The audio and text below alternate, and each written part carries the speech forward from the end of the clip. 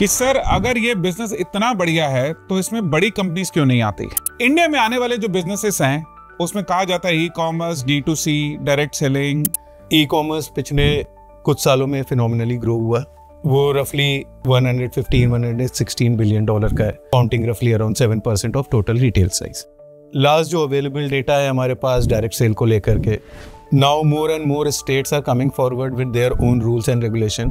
That means कि जब भी रूल्स एंड रेगुलेशन आते हैं ये चीज़ें हमेशा बेटर ही होती जाएंगी, ये चीज़ें पीछे की तरफ नहीं जाएंगी। सिमिलरली डायरेक्ट सेलिंग इंडस्ट्री में भी अगर कोई कंपनी एक नया फीचर लेकर के आएगी, दूसरी कंपनी कोई दूसरा नया फीचर लेके आएगी, तीसरी कंपनी कोई तीसरा नया फीचर लेके आएगी, but what will happen eventually. Hello and welcome to the next episode of direct selling today podcast. एक क्वेश्चन जो हमारे पॉडकास्ट में बहुत आता था कि सर अगर ये बिजनेस इतना बढ़िया है तो इसमें बड़ी कंपनीज क्यों नहीं आती। अगर ये इतना ही बढ़िया बिजनेस है तो हम लोग ई कॉमर्स वालों के साथ क्यों नहीं लड़ पाते। ये ई कॉमर्स वालों का ब्रांड इतना बड़ा हो जाता है कि हम तो लोग बड़े छोटे नजर आते हैं। आज मैं आपको जिनसे मिलवाने जा रहा हूं वो आपके दोनों क्वेश्चन का आंसर देंगे कि इंडिया में जो रिटेल मार्केट है उसमें अगर ई कॉमर्स की ग्रोथ हुई तो उसमें डायरेक्ट सेलिंग की जगह कहाँ है, और साथ ही हमारी इस इंडस्ट्री का फ्यूचर क्या है। आइए मिलते हैं विशाल जी से जो बिजनेस हेड हैं इजी केयर के। हेलो विशाल जी। सर कैसे सर आप? Very good, thank you so much for having me in your show. Vishal ji, बड़े टाइम से हमारे सभी डायरेक्ट सेलर ये चाह रहे थे कि आपसे बात की जाए और काफी हमें चैनल पे रिक्वेस्ट आती थी कि आपके साथ इंटरव्यू किया जाए। सबका मुद्दा एक ही है, इंडिया में आने वाले जो बिजनेसेस हैं उसमें कहा जाता है e commerce, D2C, direct selling, influencer marketing, gig marketing, ये सब बातों का यूज किया जाता है।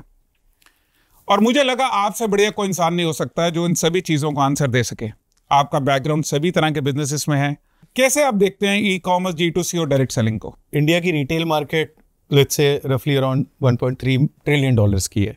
ई कॉमर्स पिछले कुछ सालों में फिनोमिनली ग्रो हुआ। वो रफली 115-116 बिलियन डॉलर का है, काउंटिंग रफली around 7% of total retail size. Last जो अवेलेबल डेटा है हमारे पास डायरेक्ट सेल को लेकर के कि 21,000 करोड़ का टर्नओवर रहा 2022 में, दैट काउंट्स टू रफली अराउंड 2.5 बिलियन डॉलर। सो अब there are two ways of interpreting the data कि एक तो ये है कि रिटेल मार्केट इतनी बड़ी, trillion dollars, 1.3 trillion dollars, e commerce 116 billion, जहाँ पे direct sale is only 2.5 billion. True. Right. But this also interprets कि there is a huge scope for direct selling in India. एक तो population हमारी इतनी ज़्यादा है, that means कि there are more and more direct sellers can be engaged provided the platform, the facility, the infrastructure and the overall ecosystem of direct sale in India is very transparent, and I think government is doing a fantastic job by regularizing the industry, and that was the main reason that we should take a plunge in direct sales vertical with Easy Care. As you know, Easy Care is backed by SL Group.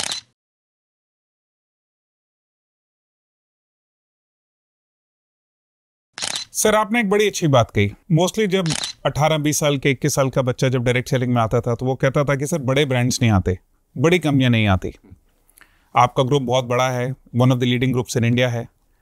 आपके department ने जब ये decide किया होगा कि हमें direct sales में जाना है तो इंटरनली बहुत सारी चर्चा रही होंगी। तो एक तो रहा होगा कि लीगल कंप्लायंस का क्या रहा, परसेप्शन रहा, और दूसरा बिजनेस मॉडल के ऊपर लेके। Good thing is now more and more states are coming forward with their own rules and regulation. That means कि जब भी रूल्स एंड रेगुलेशन आते हैं इसका मतलब ये होता है कि इंडस्ट्री इज गेटिंग रिकॉग्नाइज्ड। उस इंडस्ट्री को ग्रो करने में ये सारे रूल्स एंड रेगुलेशन मदद करते हैं। अगर एक रोड खाली पड़ी हुई है तो वहाँ पे कभी सिग्नल नहीं बनेगा। बात ठीक है, राइट। सिग्नल कहाँ पे बनेगा? जब रोड बिजी होने लग जाती है, सो दैट ट्रैफिक को रेगुलेट किया जा सके। अगर किसी रोड पे सिग्नल बन रहा है दैट मीन्स कि वो रोड बिजी हो रही है या आने वाले टाइम में और बिजी होएगी। And I think same example applies to direct selling industry कि अगर रूल्स एंड रेगुलेशन आ रही है, this is good news for all the direct seller who may be exploring this option of direct sales in India, and obviously for all the companies. तो इसमें होगा क्या, जितने सीरियस प्लेयर्स होंगे, compliant players होंगे, वो और आगे आएंगे, and industry I am sure will get more credible businesses. Right now we see lots of terminologies, D2C commerce, social commerce. If we see, direct sell is what? It is direct to consumer, it is D2C, where the product is getting delivered to consumer without the route of traditional dealer, distributor, retailer network. Here our direct seller is equipped to deliver the product directly to end user, taken from the company. So it is a fantastic D2C model, which has been there in the market since last 20-25 years. Our direct seller are actually a very powerful influencer in their community. वो अपनी social circle में बहुत बड़े influencer हैं and that's why वो बहुत fantastic तरीके से इस डायरेक्ट सेल्स बिजनेस को ले करके अच्छे से आगे जा रहे हैं. हाँ, अब यहाँ पे कुछ चीज़ें ऐसी हैं कि अभी तक डायरेक्ट सेल्स में जो काम हुआ है बहुत अच्छा हुआ है, बट अब नेक्स्ट लेवल अगर अब ग्रोथ चाहिए इंडिया में, सो नेक्स्ट लेवल ग्रोथ के लिए नेक्स्ट लेवल इनपुट भी चाहिए होगा. सो अगर नेक्स्ट लेवल के इनपुट आएंगे तो नेक्स्ट लेवल का आउटपुट एब्सोल्युटली आएगा. आई फील नेक्स्ट लेवल का इनपुट बहुत ढेर सारे हो सकते हैं, लेकिन जो सबसे बड़ा पार्ट प्ले करेगा that will be AI and the technology. Because आपका जो डायरेक्ट सेलर है उनको हम कैसे इक्विप करें, उनको इक्विप करने की ज़रूरत क्यों है, इस पर अगर हम 2 मिनट बात करें कि अगर इंडिया में 21,000 करोड़ का बिजनेस किया 2 साल पहले डायरेक्ट सेल्स इंडस्ट्री ने, as per various source of data, रफली अराउंड 80 लाख डायरेक्ट सेलर्स हैं. सो अगर 80 लाख डायरेक्ट सेलर्स मिलके अगर 21,000 करोड़ का बिजनेस कर रहे हैं, दैट मीन्स एक direct seller on an average 2,000 रुपये महीने का सिर्फ बिजनेस कर रहा है. That is the turnover of 2,000 rupees. अब उसमें वो क्या कमीशन कमा रहा होगा? चलिए अगर 80-20 का भी रूल लगाते हैं कि आपका 80% बिजनेस 20% डायरेक्ट सेलर्स कर रहे हैं, दैट मीन्स कि आपके जो 84 लाख डायरेक्ट सेलर्स है उसमें जो सीरियस डायरेक्ट सेलर्स होंगे जो कि 20% अगर लेकर के चलते हैं, so somewhere around 50 lakh direct sellers. वो 50 लाख डायरेक्ट सेलर भी अगर अच्छा खासा बिजनेस करते हैं तो भी एवरेज आता है साल का 75,000 रुपये. अब उसमें 75,000 रुपये का सेल करके वो कितना कमाएगा? That means if we have to grow the business, we have to grow the income of direct sellers. जब तक डायरेक्ट सेलर्स की इनकम नहीं बढ़ेगी तब तक बिजनेस ग्रो नहीं करेगा.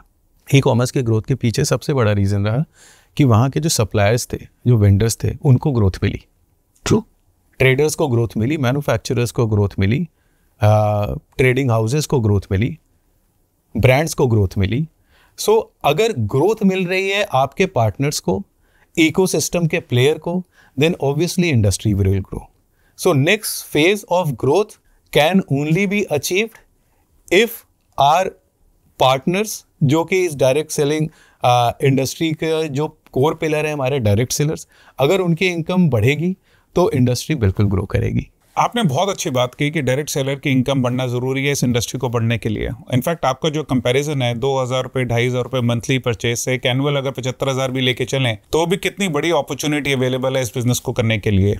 आपने एआई की बात की, आपने टेक की बात की, आपने टेक्नोलॉजी की बात की. ये कैसे डायरेक्ट सेलर की जिंदगी में यूज होगा, या आप कंपनी लेवल पे यूज करना चाहेंगे या इसको सीआरएम लेवल पे यूज करना चाहेंगे?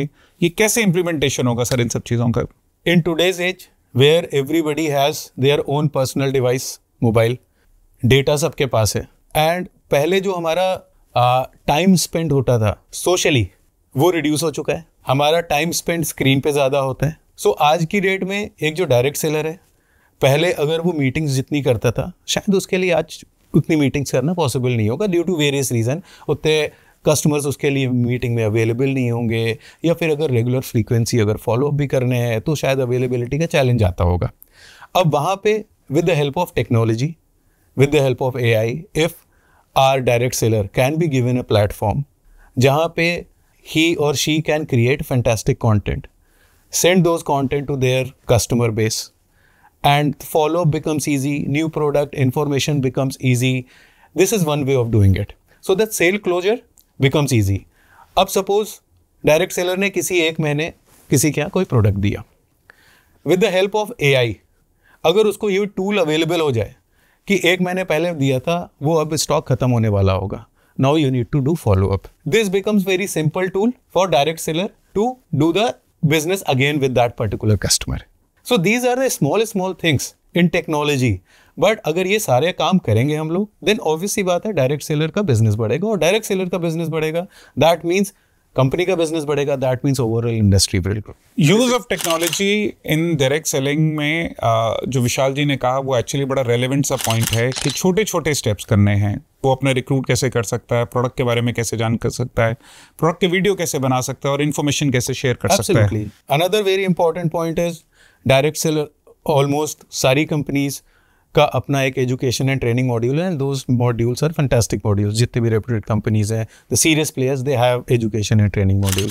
बट उसको भी स्केलेबल कैसे बनाना है? हो सकता है एक डायरेक्ट सेलर दिन भर वो कंटिन्यूस मीटिंग करे, लेकिन रात में अगर उसके पास 1 घंटा है, या किसी के पास सुबह जो आधे घंटे है, किसी के पास दोपहर में है, तो हम उसको with the help of technology and AI, how can we impart fantastic training which upgrades the product knowledge, which upgrades the skill set, and उनके बिजनेस को हेल्प करने में लेके जाएं। Okay, another thing which is very far fetched, but yes, all the direct sellers, सबकी अपनी एक अलग नीड होती है। हर आदमी बिजनेस में जुड़ रहा होता है। कुछ होंगे जो कि इसको फुल फ्लेजेड बिजनेस बनाना चाहते होंगे, कुछ लोग होंगे जो कि इसको as a part time income देखना चाहते हैं। But in today's scenario every company has a plan which is a rigid plan. In future, if we can offer a compensation plan based on individuals' needs, I think that would be a path-breaking thing. I would say an eye-opener point, a customizable, maybe a compensation plan or maybe a compensation support plan. Support plan, maybe, absolutely. क्योंकि हो सकता है कोई लोग part time करें, कुछ 1 घंटा काम करें, कुछ हो सकता है सिर्फ प्रोडक्ट ट्रेडिंग करना चाहें, Absolutely. कोई टीम बिल्ड करना चाहे। Yes. I think it's an excellent idea. Customer has a huge option कि वो रिटेल से जा करके ले, कि ई कॉमर्स प्लेटफॉर्म से जाकर के ले ले, कि डायरेक्ट सेलर से ले ले। But one thing is constant, customer को प्रोडक्ट क्वालिटी बहुत अच्छी चाहिए, कस्टमर को डिलीवरी फास्ट चाहिए, कस्टमर को आफ्टर सेल सर्विस सुपर चाहिए, और कस्टमर को बहुत ही अफोर्डेबल रेट में चाहिए। ये चीज़ें हमेशा बेटर ही होती जाएंगी, ये चीज़ें पीछे की तरफ नहीं जाएंगी कि आज अगर कस्टमर को जो है डिलीवरी 1 दिन में चाहिए तो हम सोचे कि हम 3 दिन में कर देंगे। क्विक कॉमर्स की ओरिजिन का रीजन ही यही था कि जो कस्टमर की एक्सपेक्टेशन थी 1 दिन की, अब कस्टमर की एक्सपेक्टेशन हो गई है आधे घंटे में। तो क्या डायरेक्ट सेलिंग इंडस्ट्री आधे घंटे में अपने कस्टमर को प्रोडक्ट डिलीवर कर सकती है? इंफ्रास्ट्रक्चर इज देयर, हर कंपनी का अपना एक डिस्ट्रीब्यूशन नेटवर्क है और बहुत ही रोबस्ट डिस्ट्रीब्यूशन नेटवर्क है। बट अगर वही चीज़ वहाँ पे टेक्नोलॉजी आ जाती है और कस्टमर को क्विक डिलीवरी हो जाती है, दैट मीन्स कि परचेज फ्रीक्वेंट होगा। Second thing, when ever purchase happens, direct seller का इंटरेस्ट हमेशा बरकरार रखना चाहिए कि कस्टमर का ऑर्डर आया कंपनी के पास, कंपनी ने प्रोडक्ट डिलीवर करा दिया थ्रू देयर इन स्टोर और through franchisee, but direct sellers का commission should be intact. Vishal ji, एक इम्पॉर्टेंट क्वेश्चन है। अब हमारे जो डायरेक्ट सेलिंग टुडे के जो व्यूअर्स हैं वो सारे यंग जनरेशन है, यंग डायरेक्ट सेलर्स हैं जो इस पॉडकास्ट को देख रहे रहते हैं। यस, क्या मैसेज देना चाहेंगे उनको, हमारी कम्युनिटी को जो इस मैगजीन को देखती है, इस पॉडकास्ट को पढ़ रही होगी, कि उनको क्या फ्यूचर दिखना चाहिए डायरेक्ट सेलिंग में? जो future of direct selling industry है, that is directly tied up with the youth of this country. Sure. Because as the youth starts joining this business, they will create the differentiation, they will create the technology, they will create a new dimension in the business which will actually contribute in overall ecosystem. There has to be lots of innovation and those innovation has to be driven by technology and AI. For example आज की date में अगर e commerce में कोई अगर एक particular feature develop होता है तो वो फीचर किसी एक प्लेटफॉर्म पे डेवलप नहीं होता है. Eventually we see that feature is spreading across all the e-commerce platform. Best practices everybody adopts to.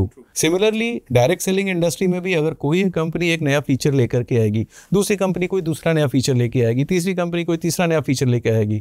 But what will happen eventually?